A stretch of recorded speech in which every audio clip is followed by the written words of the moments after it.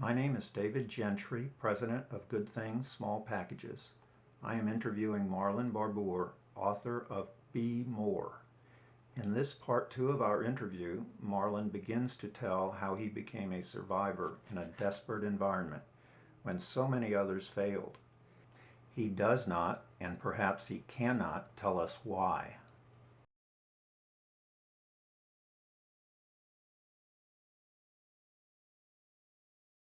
There were several aha moments in my life. One aha moment happened to be when I was in a juvenile detention facility back as a child, around 12 years old. Another former NFL great happened to come to the facility and speak to us.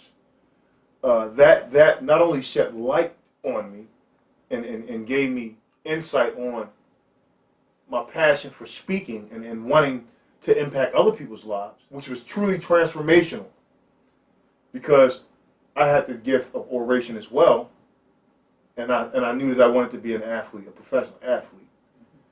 So the aha moment, the first one was when the great Lenny Moore came to the youth facility and spoke to us about some of his experiences growing up as a quote-unquote minority and having some of the challenges of growing up in an environment in his day and time where he had to deal with a lot more racial issues than I surely had to deal with, and how he was able to overcome them, how he was able to use the principle of focus and perseverance to get himself to where he wanted to be in life.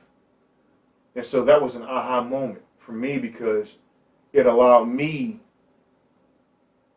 to begin to start that period of restoration as far as my inward man was concerned, in questioning myself and what would it take for me to get to that level of excellence in my life so that I could be applauded for doing something great and being something great. Another transformational moment in my life was when I got put in jail for a situation that I didn't do. At the age of 18, I was falsely accused by a foster parent for breaking into her home, my home at that time. And ended up spending a little over 6 months in jail for breaking and entering, which at this present moment is being expunged from my record after 30-something years.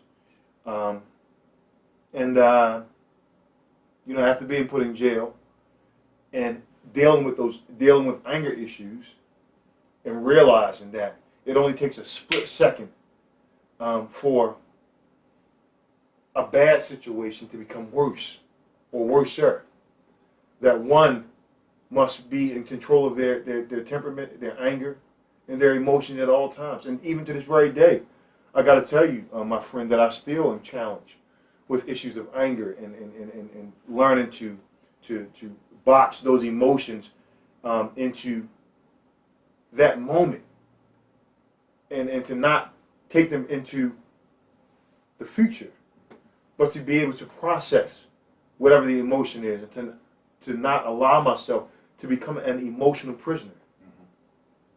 And so for me, being incarcerated allowed me to see how many brilliant people are locked up in jail. A quote says that if you want to find the most brilliant minds, don't go to the schools and don't go to the libraries or colleges or universities.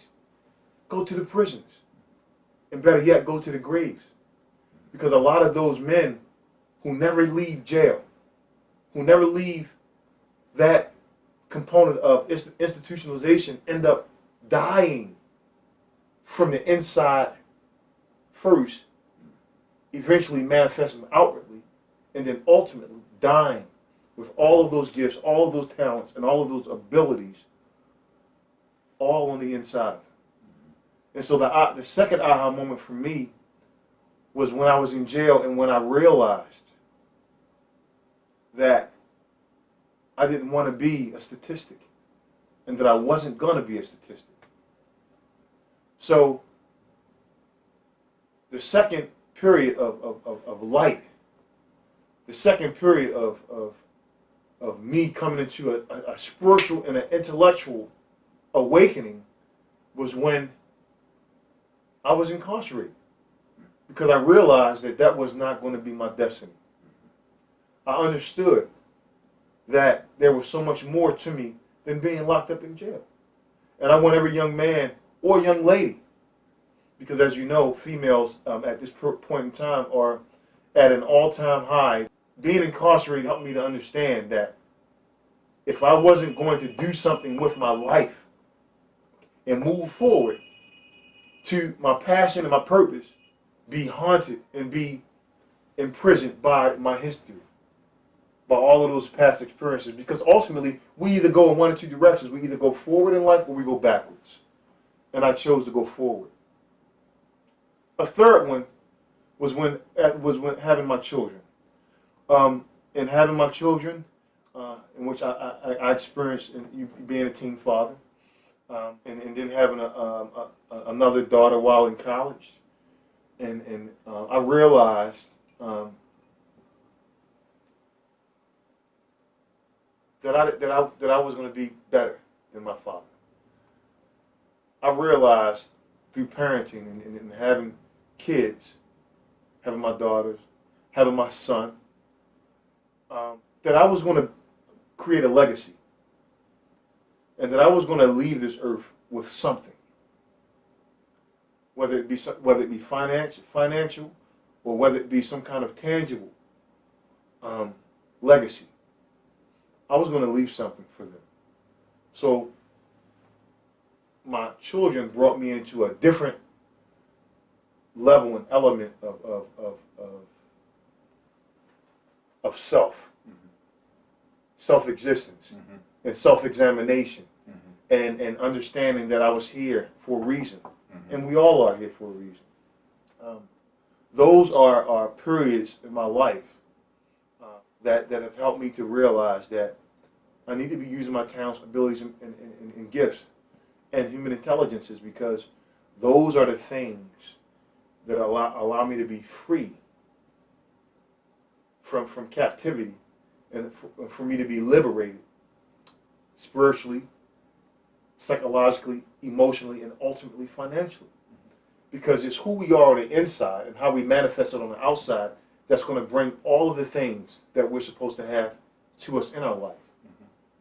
Whether it be our spouses, where we're going to live at, the level of education that we're going to have, and ultimately where we're going to spend our spiritual destiny. Incredible.